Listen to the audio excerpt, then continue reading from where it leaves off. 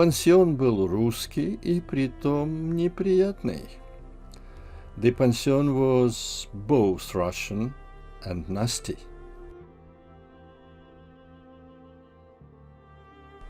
Неприятно было главным образом то, что день деньской и добрую часть ночи it was chiefly nasty because all day long and much of the night слышны были поезда городской железной дороги. The trains of the Stadtbahn could be heard. И оттого казалось, что весь дом медленно едет куда-то, creating the impression that the whole building was slowly on the move. Прихожая, где висело темное зеркало, the hall, where there hung a bleary mirror,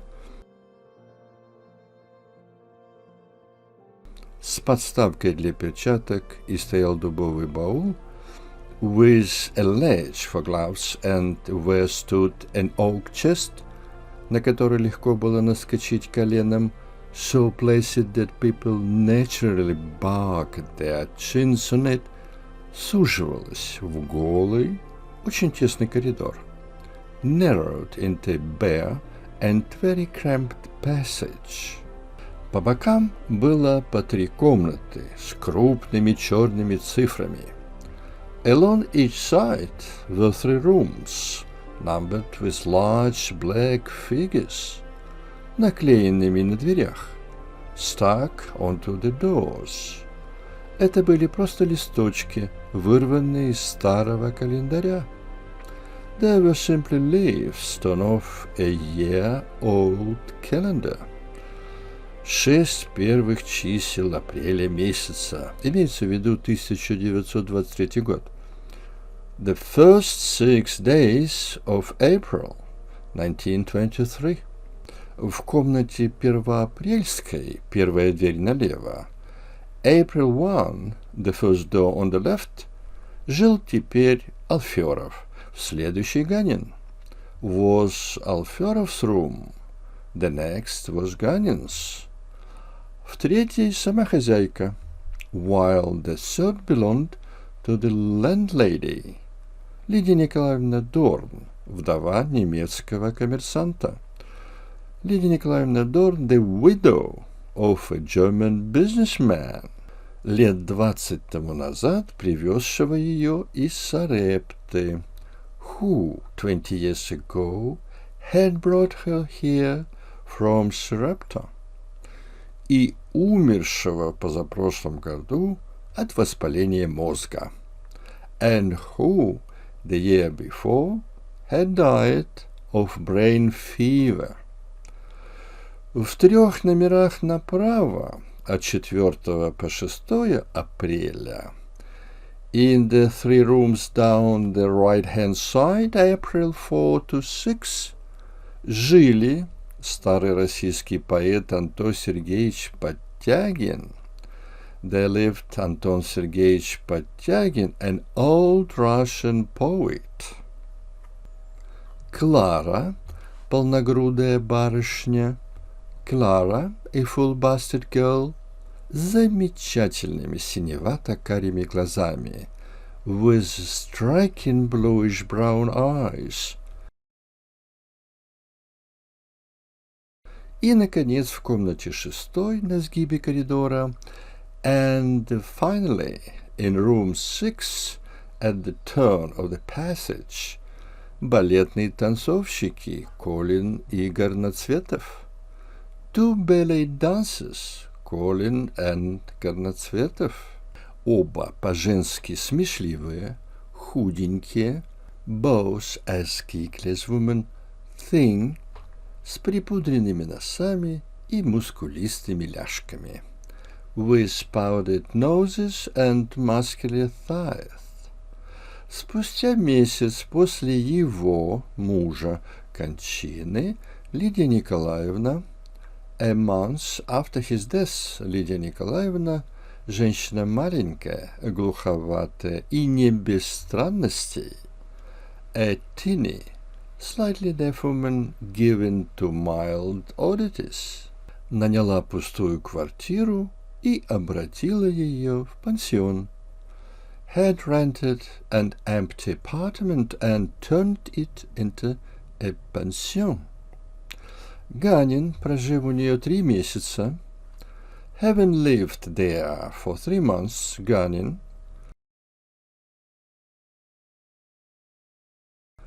собирался теперь съезжать, сказал даже, was now preparing to leave, and had even said, что освободит комнату в эту субботу.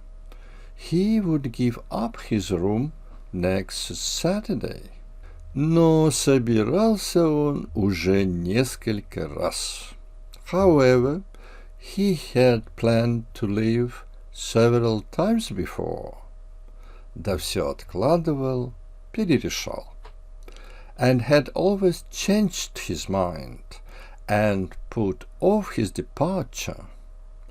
И Лидия Николаевна, со слов старого мягкого поэта, знала. Лидия Николаевна knew, from what the gentle old poet had told her, что у Ганина есть подруга. В том-то и была вся штука. That Гаnin had a girlfriend, and there lay the root of the trouble. За последнее время он стал вял и угрюм. Lately he had become dull and gloomy. Еще так недавно он умел, only a short while ago he could, ходить на руках не хуже японского акробата, walk on his hands quite as well as a Japanese acrobat, стройно вскинув ноги и двигаясь подобно парусу, and with legs elegantly racked, move along like a sail. Умел зубами поднимать стул. He could pick up a chair in his teeth. И рвать веревку на тугом бицепсе. He could break a string by flexing his biceps. В его теле постоянно играл огонь. His body was always burning. Желание перемахнуть через забор, расшатать столб, with the urge to do something, to jump off a fence or uproot a post. Словом, ахнуть, как говорили мы в юности. In short, to bang, as we used to say when we were young. Теперь же ослабла какая-то гайка. Now, however, some bolt had walked loose inside him. Он стал даже горбиться и сам признавался Подтягину. He had even acquired a stoop, and he admitted to Подтягин, что как баба страдает бессонницей, that he was suffering from insomnia, like a nervous female. Плохо он спал и в ту ночь с воскресенья на понедельник. He had an especially bad night from Sunday to Monday. После 20 минут, проведенных с развязным господином, after the 20 minutes spent with the effusive fellow в застрявшем лифте, in a stuck lift. В понедельник утром он долго просидел нагишом. On Monday morning he sat for a long time naked, сцепив между колен протянутые холодные руки, gripping his cold, outstretched hands between his knees, ошеломленный мыслью, что и сегодня, appalled by the thought that today was another day, придется надеть рубашку, носки, штаны, and that he would have to put on shirt, socks, trousers, всю эту потом и пылью пропитанную дрянь. All those wretched things impregnated with sweat and dust. Он думал о цирковом пуделе. And he imagined a circus poodle, который выглядит в человеческих одеждах, which looks when dressed up in human clothes, до ужаса, до тошноты жалким. So ghastly, so sickeningly pitiful. Отчасти эта вялость происходила от безделья. His inertia stemmed partly from his jobless state. Особенно трудиться ему сейчас не приходилось. He had no particular need to work at the moment, так как за зиму он накопил некоторую сумму. Having saved that winter a certain amount of money, от которой, впрочем, оставалось теперь марок 200, не больше. True, there was now no more than 200 marks left of it. Эти 3 последних месяца обошлись дороговато. Life had been rather expensive these last 3 months. В прошлом году, по приезде в Берлин, он сразу нашел работу. On arriving in Berlin last year, he had at once found work. И потом до января трудился много и разнообразно. And had worked until January at several different jobs. Знал желтую темноту того раннего часа. He had learned what it meant in the yellow murk of early morning, когда едешь на фабрику, when you go to work in factory. Знал тоже, как ноют ноги после того.